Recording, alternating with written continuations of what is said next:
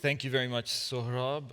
It's a pleasure to introduce Hito Steyerl, who was with us during the first rendition of this conference 2 years ago, and it's great to have her back. She is professor of media arts at the University of Art in Berlin, and she's a writer and a documentary filmmaker. Thanks for joining us. Thank you. Thanks so much for the introduction, Tirdat, and also for the renewed invitation, and thanks also to Tom Keenan, Tom Eccles, the foundation, and the excellent support staff and technical staff, and also translators. Thank you. So I'm kind of afraid that if Sohrab's talk highlighted history as a tragedy, mine might rather attempt to do the same, but in the mode of comedy. So it will be quite different take, but as the Monty Python said, now to something completely different. But you will realize it's kind of the same in the end. Okay, it's called The Afterlives of Images, and it starts off with a question which is admittedly very strange and also wacky. The question is the internet dead?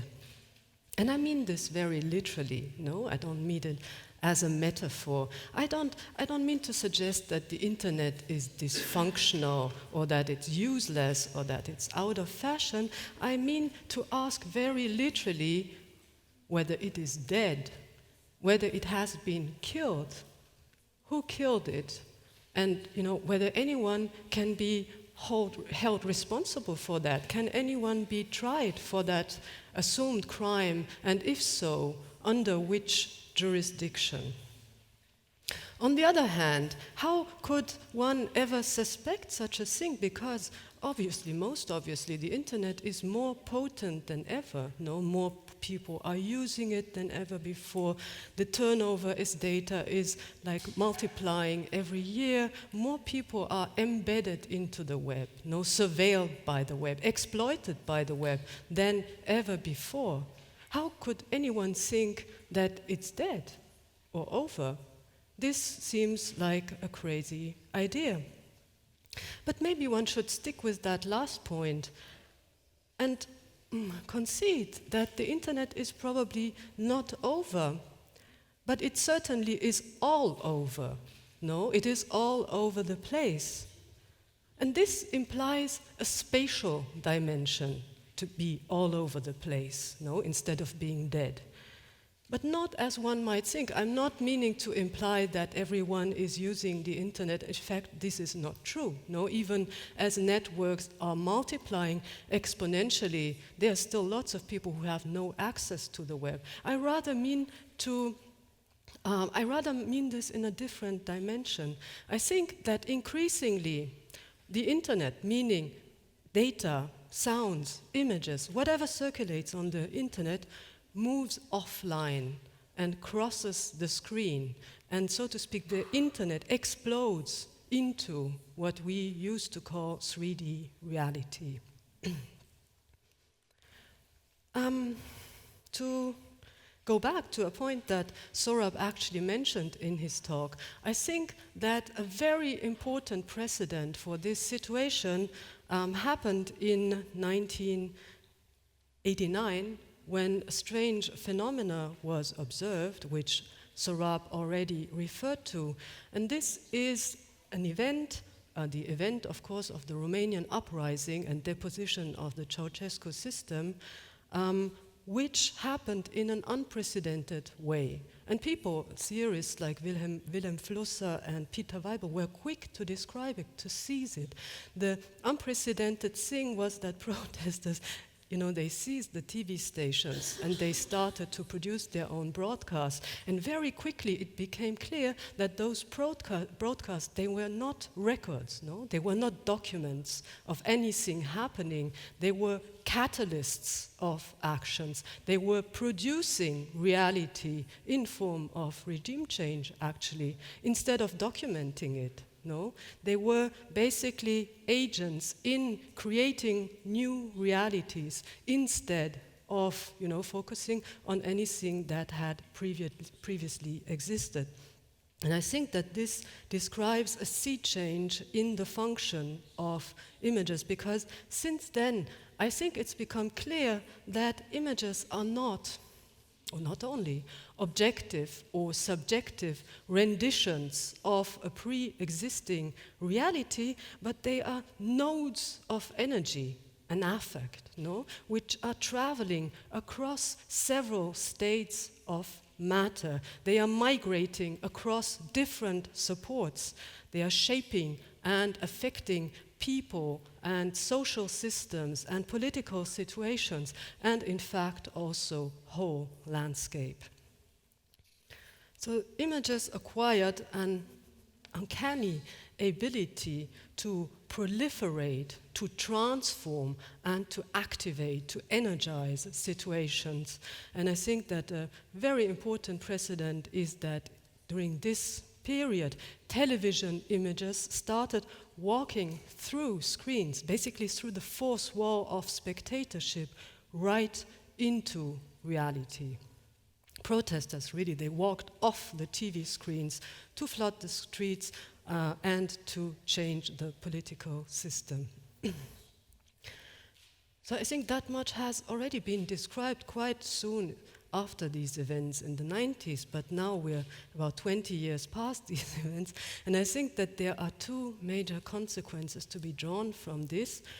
Firstly, of course, as I said, images have become catalysts rather than records. They are active rather than passive. But then again, if this process has been going on for 20 years already, then we have to conclude that vast parts of what we consider our 3D reality are already littered with former images, right? They cross the screen into reality. They must be somewhere. I believe that, what we call 3D reality by now largely consists of images, that is, of things or constellations or processes that were formerly evident as images. Images become unplugged and they start crowding off-screen space. They invade cities. I mean, architecture is a prime example, right, of structures being invented inside basically computer softwares and then being realized. They cross the screen and they structure the reality, the material reality of our cities, transforming space into sites and reality into realty. They materialize as junk space, as a military invasion often, but also as botched plastic surgery, right? When people try to become images, or when images, so to speak, walk off screen to materialize as human bodies, they spread through and beyond networks. They contract, they expand, they stall and stumble. So I guess everyone knows a lot of examples of how this works, no? For example, you have like computer animations of palm trees that suddenly become real as artificial islands, for examples. Or you have, artworks which are being emailed and then sort of pop up like emergency shoots, inside galleries. So you see how data become real. They expand, They realize in 3D on very, very different levels and many, many different examples. But then, and this is where I will try to link to Saurabh's talk later on, this also means that they are fundamentally transformed by this process of becoming real. They never ever, or they rarely ever materialize as the image they used to be. No, there's always something going wrong in the process of transformation, of translation, of transfer through the screen. A nail paint clip, for example, on YouTube could turn into an Instagram riot. Or an upload, innocuous upload, comes down as a shitstorm. an animated GIF, materializes as a secret rendition center somewhere. So in a way, it's very unpredictable how data, how information, how images really materialize. And this spin, is something that tends to happen whenever images realize. There is one more consequence to my idea or proposition, that our reality is now littered by former images, which mostly got mistranslated, misunderstood, which is that in fact we cannot understand what we used to call 3D reality without a profound understanding of images, of how images are being made and produced, We cannot understand reality without a knowledge of, computer animation, post-production of images, but also of film theory, of media theory, because this is how our reality is not produced, but post-produced, right? Very often in editing programs, how it is, cobbled together from spam and scrap, how it's edited, and sort of montaged together in wild jump cuts. And to understand how reality is constituted materially, I think that, thinking it as if it were a video montage, for example, is in certain instances very helpful. So all these aspects are underlining my central suggestion, which is that we live within the afterlives of images. Let me show you one example, which in fact is an old example of mine. It is military camouflage. Now in the 90s, pixelated camouflage started being the rage, in armies all over the world. Every army in the world wanted to have a digicam pattern. And the Marines were the first one to develop it. This is the so-called MARPAT pattern, the most successful digicam pattern ever. But what this means is very obviously that soldiers at that point in time, or the armies had assumed and accepted the fact that soldiers had to sort of adapt and morph into a reality which was made of pixelated images, right? So they tried to sort of merge into a reality in which pixelated, low-resolution imagery was very, very widespread. There's lots of anecdotes around the development of these pixelated camouflage patterns. MARPAT, for example, was created by a bunch of snipers because the army wanted, real hands-on people to develop their patterns so that it would work. What they did is they went to a designer and asked her to, first of all, recreate a TV snow pattern on her screen. So this was, so to speak, the base of the assumption of where the theater of war would take place. It was an empty TV signal, basically, to which soldiers were supposed to adapt. And this was then filled with paint blotches, which were in fact sampled from a hardware store. In this internet law, people are saying that one can't do digicam without this specific color pattern made by Ralph Lauren called Coyote Brown. So this craze of digicam patterns created something which came to be known slightly irreverently as digital camouflage envy. So every army in the world wanted to have their own pattern, and obviously since Marines wanted to have one, the army wanted to have one as well, and they sunk $5 billion into the creation of universal camouflage pattern, which was supposed to work basically everywhere, but it turned out to work nowhere.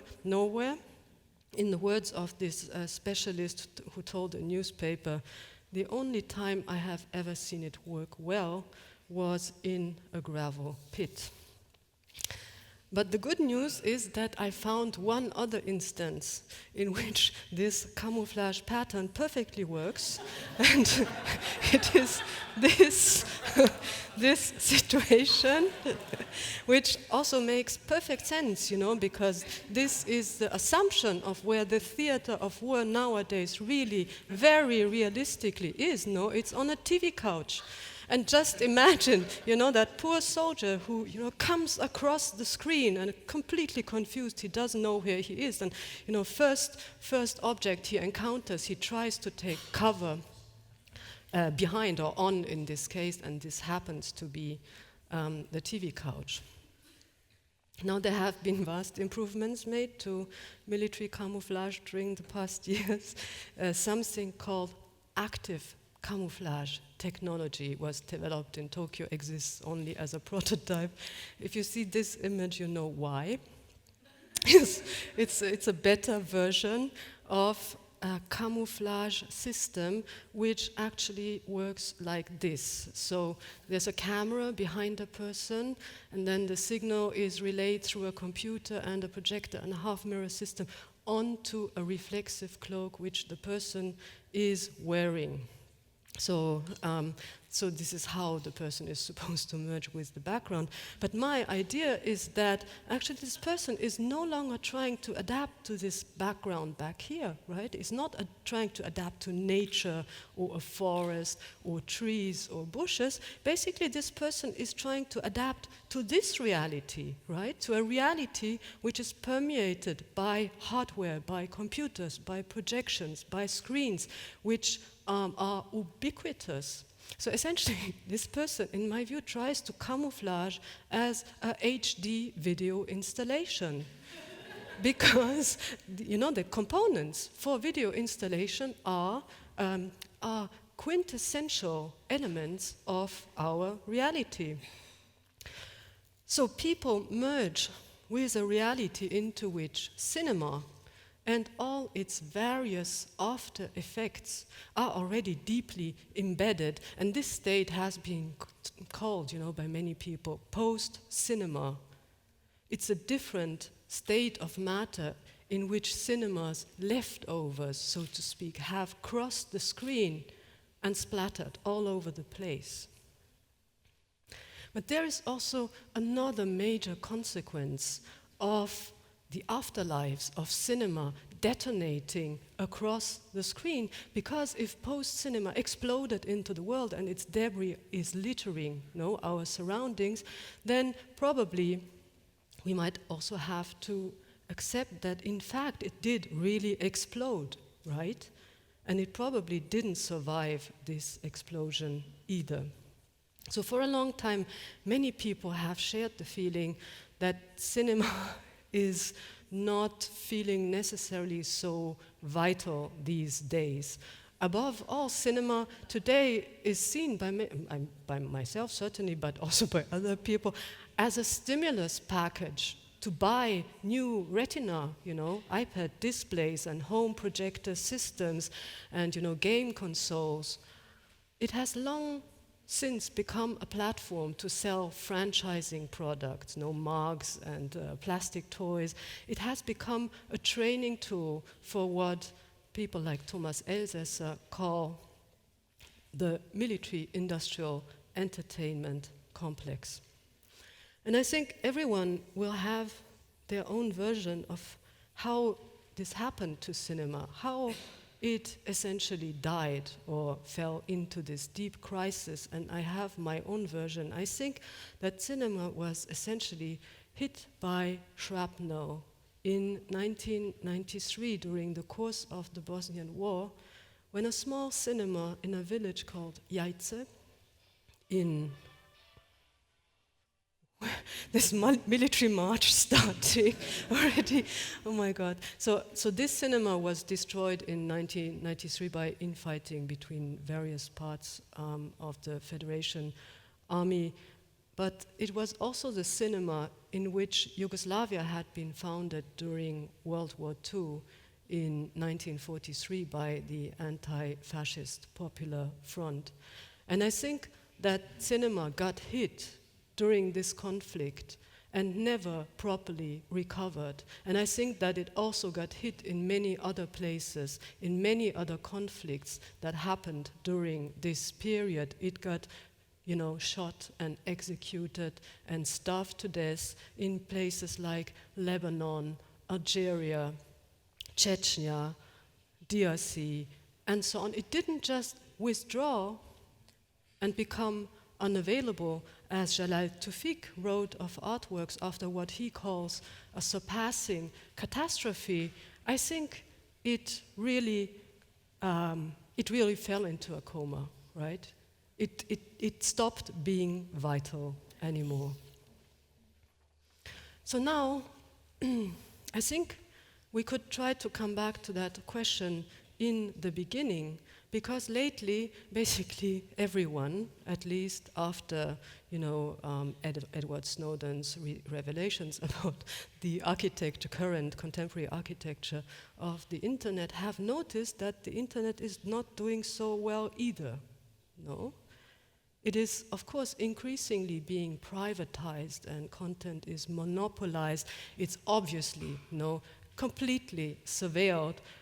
It is sanitized by common sense, by copyright, by control, by conformism. So was the internet shot by a sniper in Syria? Did it get hit by a drone in Pakistan, by a tear gas grenade in Turkey? And we haven't just become aware of it yet. But as I said, even if it's dead, it doesn't mean it's over. As I said, it's all over. It moved offline to unprecedented degrees, and that's the fascinating thing for me now, that one could easily imagine shutting off all user access to the internet. Just imagine you cannot access it anymore. You don't have access to email or to whatever else you're doing. But in fact, the internet would still persist as a mode of life, of organization, a mode of production also, that pervades all social relations, even offline. It is a form of intense voyeurism coupled with maximum intransparency. One could imagine an internet of things, which are all talking to each other and all senselessly liking each other on Facebook, right? Reinforcing the rule of a few quasi-monopolies, a world in which knowledge and education also is privatized, is patrolled, is defended by firewalls and by rating agencies. A world in which intelligent cars do groceries on their own until a hellfire missile comes crashing.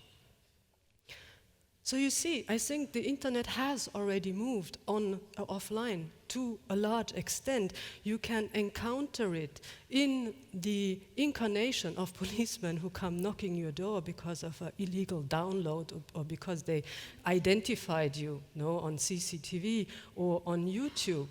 Or they come arrest you because you are spreading publicly funded knowledge, as in the case of Orange Schwartz. And so on, and so on. So now the good news, and I'm close to the end now, because there's another consequence of this whole situation which looks very bleak. And now I want to come back to something I said earlier on. Let's assume that the world consists widely of the debris of former images. But if it does, then we can also intervene into the world in a much more, let's say, expanded way with the tools of image production and post-production. And because actually we can use all these tools to more or less directly intervene into this reality, right? Editing or scanning or filtering or cutting and pasting, dragging and drop. All these operations, which used to be confined to the virtual world, can now be used basically to reorganize material reality as well. And all these activities have become intertwined with forms of circulation to the point of, blurring, superimposing, and in some instances also becoming indistinguishable from one another. It's an age in which production has been replaced by post-production, and circulation is one of its most potent operations. And this actually reminded me of one very interesting movement in the avant-garde of the 20th century, the Soviet movement of productionism. I'm sure you remembered it, with proponents like Mayakovsky and Rodchenko doing advertisements for NEP factories with the clear stated goal that art should move into production, enter life, should change the modes of production and enter the factories.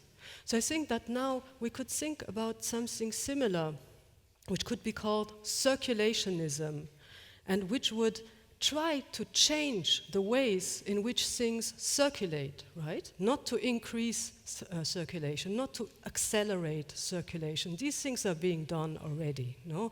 These tools are the tools of marketing agencies, of PR agencies, and so on and so on. But to intervene into the ways into the circuits themselves, into the architecture of circuits, creating alternate circuits, for example, alternate ways of connecting and of communication. Circulationism could become the art of hacking, of course, or recoding the existing system by exposing state scopophilia, for example, and wholesale surveillance. And if we compare it to the situation in '89, and Sohrab has already done this in his talk, and he has absolutely correctly pointed out that now the screens have multiplied, right? And the situation that happened in 1989 in Videograms of a Revolution is basically accessible for everyone nowadays. You don't need a TV studio, you just do it in an office or you fake it, and basically these images are able to walk across the screen of every mobile phone, right? The screens have multiplied, the screens through which these social movements of all kinds, and they need not be only, let's say, social movements we sort of support, no? All sorts of social movements are able to walk through screens into reality right now. And this is an interesting picture I found online. It was taken in Rio de Janeiro on June 17th, and it says basically, we are the social network.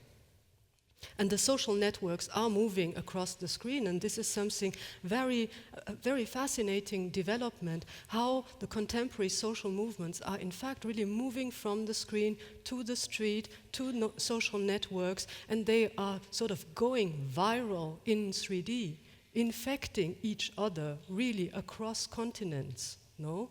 And basically making this transfer between 2D screen reality and 3D reality constantly and all the time.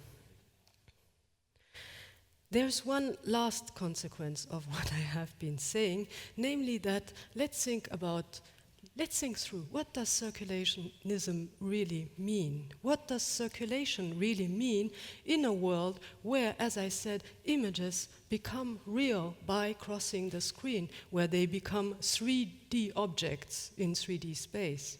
What does circulation mean in this case? What does it mean? You know, if you can share a picture of your meal, of your breakfast on Facebook, in 3D reality, it means you could share a real meal, right? If in 2D you can try to avoid copyright, for example, or circumvent it by downloading or by copying images, what does this mean for private property in 3D? Don't we have to think about this too? What does the free circulation of 3D objects, of resources, of events like for example education. What does this mean? In fact, it calls into question a whole system of private property. Why not fair use on space, on parks and swimming pools, right? Why only on texts and images and so on? And why shouldn't data clouds discharge as supermarket storms, as happened in Spain during the last months when residents were really organizing raids on supermarkets to redistribute food? So this is the consequence of data moving offline and rematerializing, albeit in different form, as 3D objects, that we have to start thinking, in my view, also of the circulation of these objects and how to reorganize that. Thank you.